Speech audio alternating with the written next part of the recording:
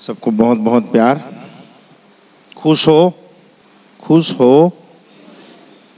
तो अभी तक कंफ्यूज थे क्या? मजामा छो, केम छो, मजामा छो। ये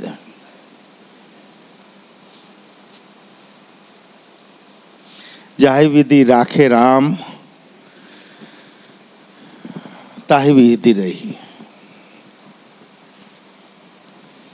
नवरात्रि की शुभकामनाएं, चैत्र नव वर्ष की शुभकामनाएं, हिंदू नव वर्ष की शुभकामनाएं।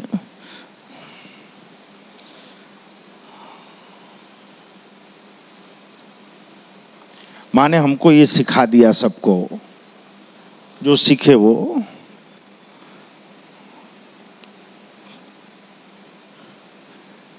कि खाली साल में 9 दिन उपवास करने से देव प्रसन्न नहीं होते।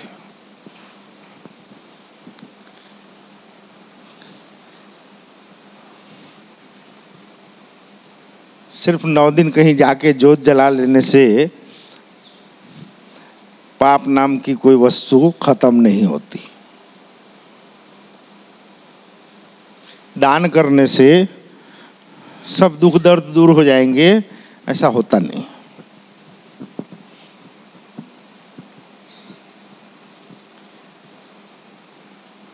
अपने स्तर पे सभी अपने आप को भक्त मानते हैं,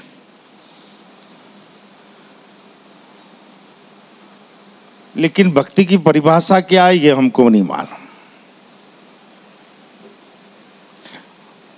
हम स्वयंभू भक्त बन जाएं, नहीं, ये तो भगवान हमको अगर स्वीकारे कि ये मेरा सेवक या मेरा भक्त, तब थप्पा लगा। हम स्वयं मानने लग जाएं कि हम बहुत तप करते हैं, उपवास करते हैं, अनुष्ठान करते हैं, पाठ करते हैं, ध्यान करते हैं, स्वाध्याय करते हैं।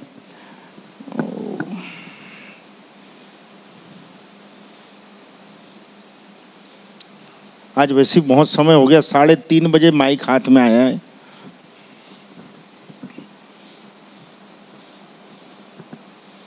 चड्डा जी खुश हो ना? हाँ ठीक।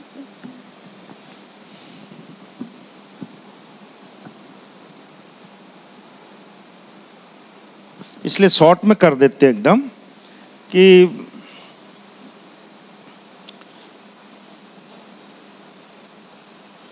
लगभग सबको ये बैरोमीटर की जरूरत है कि हम आध्यात्म में या भक्ति में कहाँ हैं।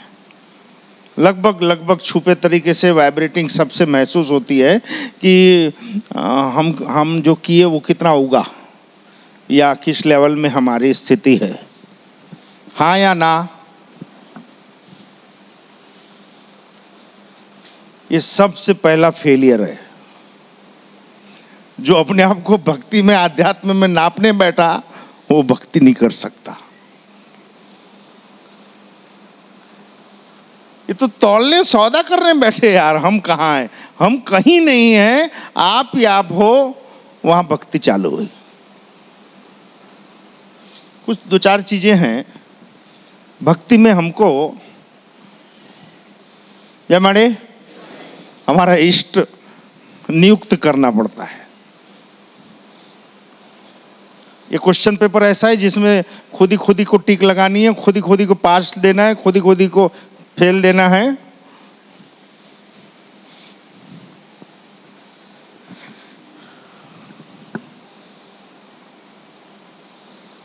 खुद को पूछो हमारा इष्ट कौन है? क्या किसी एक के प्रति आप समर्पित हो? अपने इष्ट की प्रति निष्ठा, भरोसा, पूर्ण समर्पण, श्रद्धा, वो पहली शर्त है। हम उसमें कहां हैं?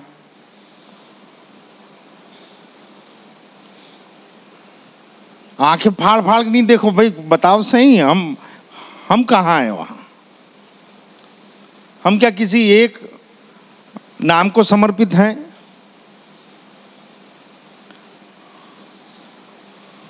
हम किसी एक देव को समर्पित हैं? क्या हम किसी एक के प्रति निष्ठा रखते हैं? बात समझ रहे हो?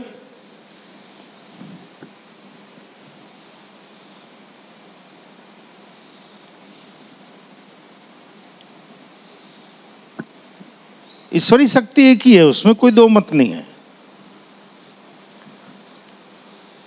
लेकिन उतने गहरे हम नहीं उतरे हैं कि उसका मर्म समझ सकें कि वो एक है। वो एक है, इस मर्म को हम नहीं समझ सकते, इसीलिए किसी एक नाम को शरण होना पड़ता है।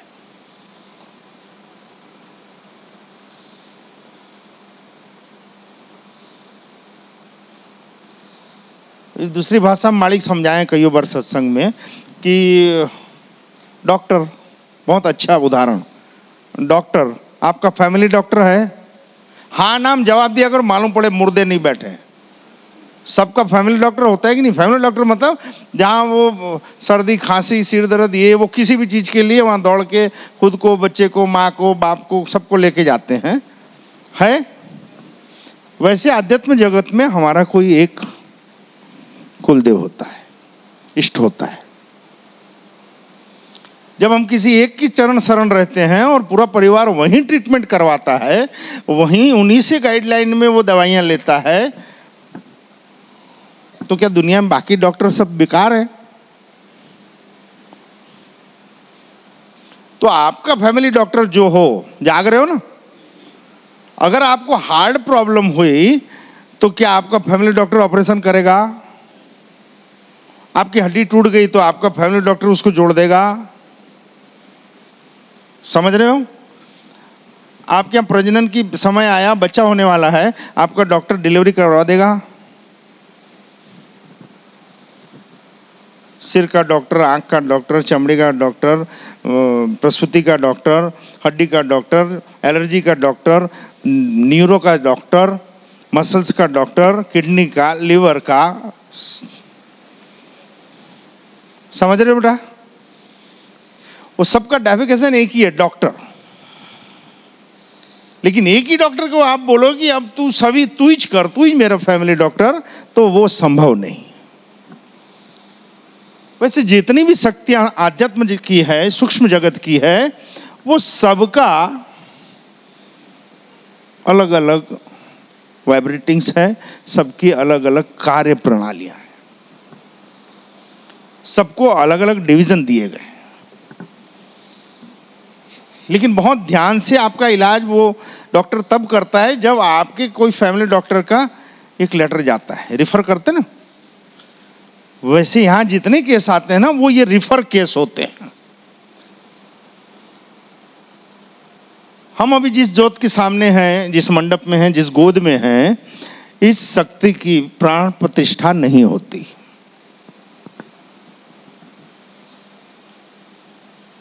कि बाबा बैगा लोग आए, पंडा पुजारी लोग आए, थोथे खोले, मंत्र उच्चारण करे और मूर्ति को स्थापित करे, ऐसी एक ही शक्ति वो मां मेलड़ी।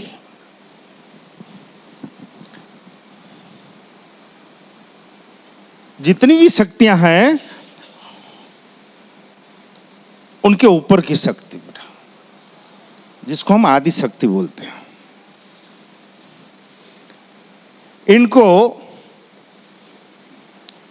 सामग्री की जरूरत नहीं पड़ती। क्रियाओं की,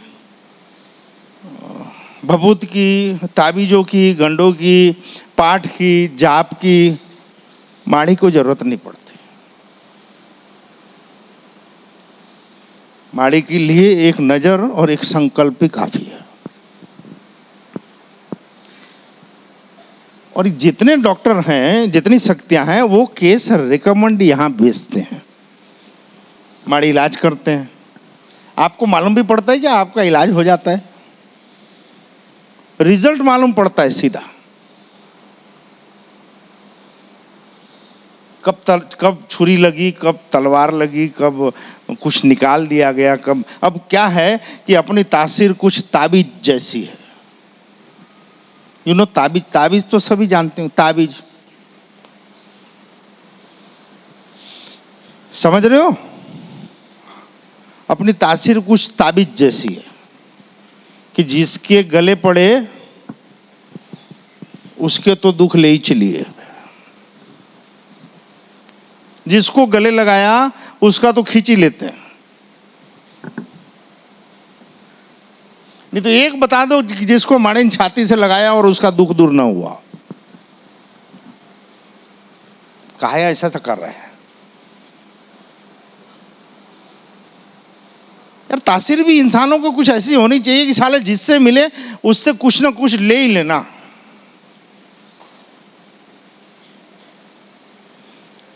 जिसके गले पड़े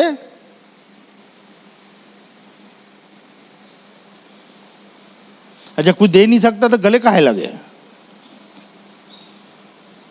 और आपके पास देने लायक स्थिति रहती थी गले में घुसते भी नहीं। जब तक देने लायक स्थिति रहती है डॉक्टर दिखता है, बैगा दिखता है, पंडा दिखता है, पुजारी दिखता है, तांत्रिक दिखता है, सब दिखते हैं। जब हम ज्ञानी हो जाते हैं, ज्ञानी कब होते हैं? जब हमारा जेब खाली हो जाता है, बैंक बैलेंस खाली हो जाता है, अब कोई मार्ग नहीं मिलता, तब ज्ञान का घंटा बजता है कि भैया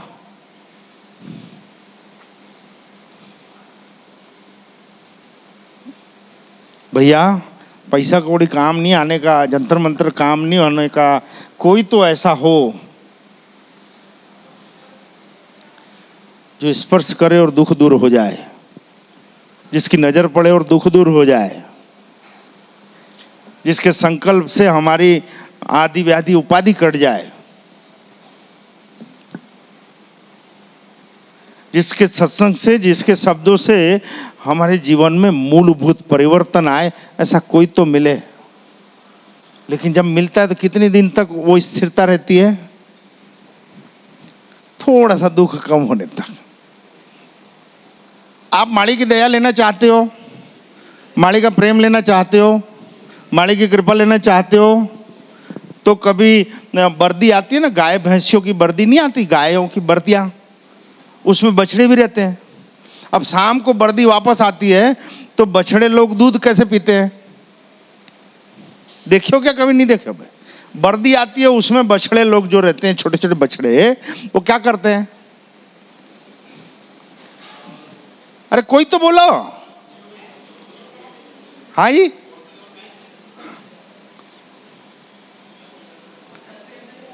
चलते चलते नहीं फिर फन निकाल, फिर दौड़ो। इस बछड़े की औकात तुम्हारे में हो तो आप माड़ी का प्यार ले सकते हो। पसर के पेंदा टिका के सोचोगे अब हम माड़ी की आरती कर लें, प्रसाद ले लें, जिंदगी में नहीं मिलेगा। ये तो मेलडी है भैया।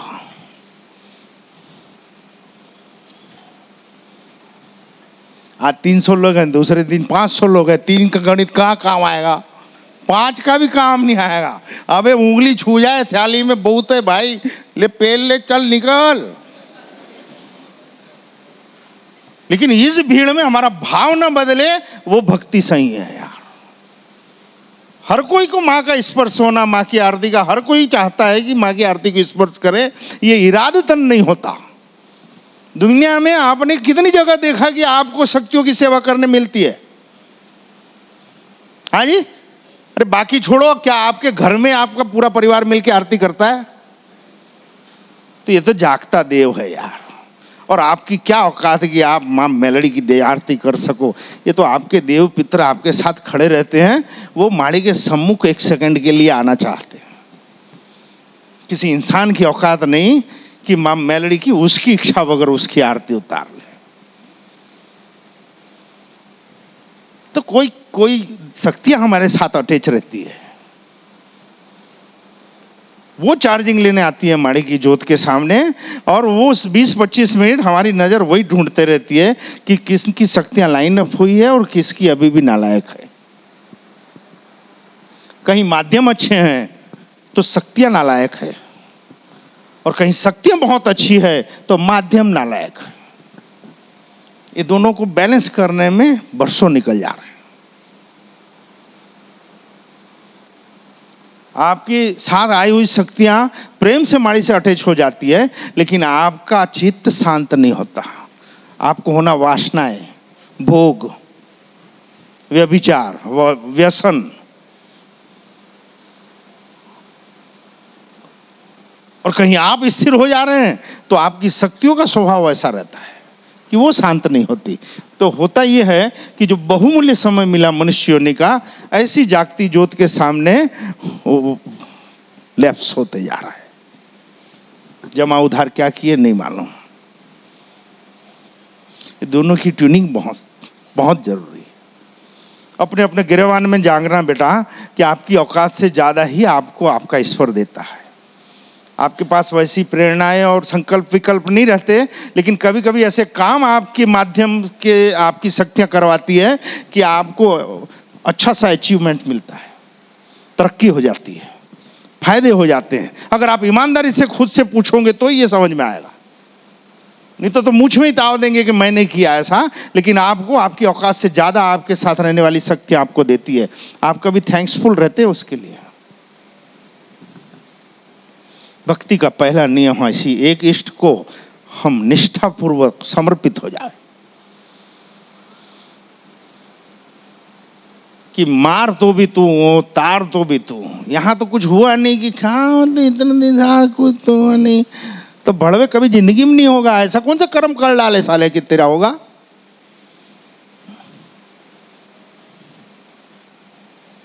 आप शादी करते हो अपनी जोड़ी के साथ में,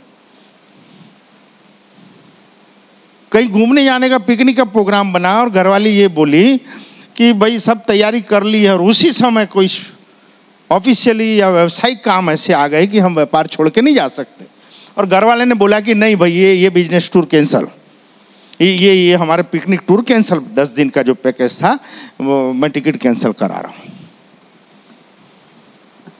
तो रिएक्शन क्या होता है? क्या होता है? क्या मतलब तुम्हारे साथ जब देखो यही, पिछले साल भी ऐसी टूर कैंसिल कर दिया था। ये पत्नियां नहीं कहलाती है, औरतें कहलाती है। और ऐसे किस्से कई आए कि ऐसे घर वाले मरे नहीं कि मैंने दूसरा सेटिंग चालू कर देते हैं। तो हम जिसको अपना स्वामी मान रहे हैं, कभी ब्रह्मांड का कोई काम हो रहा, हमारा काम नहीं किया, हमारी तरफ दृष्टि नहीं डाली, तो क्या मतलब माड़ी धाम जाने से यार, चलो वहां जाते, वहां जाएगा तेरा बाप वही बैठा है, डॉक्टर तो सब वही छह,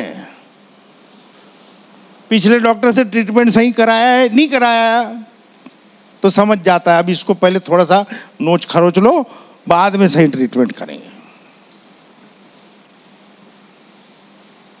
नहीं समझ में आई? वो औरतें क्या काम की जो घर वाले के किसी एक ना पे पड़ोसी के साथ नैन मटक चालू कर दे या व्यभिचार में दूसरे किसी के साथ सेट हो जाए, वो औरतें की क्या स्थिति रहती है? वैसी भक्ति में हमारी स्थिति हमारे स्वामी के प्रति सेम होती है। कमा के लाया तो घी चौपड़ी खाएंगे, नहीं खाया रूखी सूखी खाएंगे, नहीं लाया तो मुर्रा खा लेंगे, नहीं लाया तो पानी पी के सो जाएंगे, पर तेरे प्रति मेरी निष्ठा वही रहेगी। ये तो बढ़िया कमा के लाए, अच्छा तो हवा डाल के रोटी फुल्का खिलाए तो भैया वो तो रोड में भटकने वाले भी खिलाते हैं। कठिन समय हो, विकट स्थिति हो, किन्हीं कारणवश घर वाला डिप्रेशन में आ गया हो, उसका मूड न हो और वो न दे रहा हो, फिर भी उनके प्रति हमारी निष्ठा वैसी हो, ये भक्तों का काम, ये भक्ति का काम, इष्ट निष्ठा।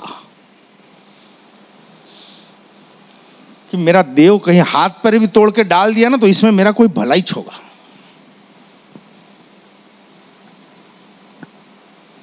मेरे मालिक ने, मेरे स्वामी ने, मेरी निष्ठा ने मेरे को व्यापार में 9 साल सफल नहीं होने दिया। लोगों की नजर में डिफॉल्टर रहा कि जो भी काम करता है यार सक्सेस नहीं होता। मेरी आत्मा पूछो यार कि जब बच्चों को बोलते हैं कितने लोगों का आज खाना बनाए, 150-200 लोगों का भोजन बनाया यार, ये डिफाल्टर के यहाँ 150-200 लोगों का रोज भोजन बनता है। दुनिया की नजर में जो फेलियर है, उसके आंगन में लोग आशाएं लेके आते हैं और इच्छाएं पूरी करके जाते हैं। ये जगत का और भगत का थोड़ी सी अलग परिभाषा होती है। बाहर की दुनिया में सफलता का मतलब है कितना मक्कार है, कितनी टोपी पहना सकता है, कितनी गोटी खेल सकता है, कितनों के कंधों पे पैर रख के ऊपर बैठ सकता है, कौन आगे जा सकता है जल्दी शॉर्टकट से, वो सफल इंसान है।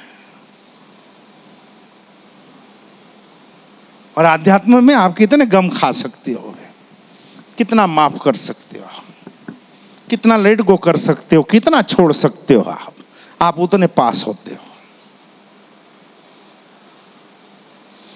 आध्यात्म में भक्त को कभी कोई अच्छा नहीं बोलता, किसी युग में नहीं बोला।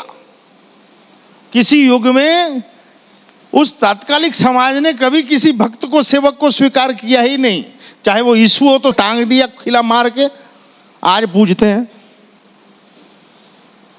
कबीर को गालियां दे के निकाल देते जंगल में, जब देखो तो राग टानते रहता, चल जंगल में जाकर सोना। आज दुह गाते रहते हैं।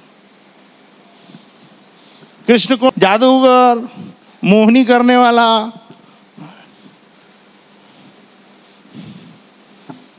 आज घंटा बजाते रहते हैं। मीरा को बोल दो, आप नरसिंह मेहता को बोल दो, नानक जी को बोल दो, किसी को कभी नहीं स्वीकारा गया। और हम तो अनुमोदित होना चाहते हैं संसार से कि वो हमको अच्छा बोले, वो हमको अच्छा बोले, लोग क्या कहेंगे, वो भक्ति नहीं कर सकते। जो जात पात और कुल को छोड़ दे, तब हम भक्ति कर सकते हैं। खुद को कहां फिट कर रहे हो ये देखना इसमें।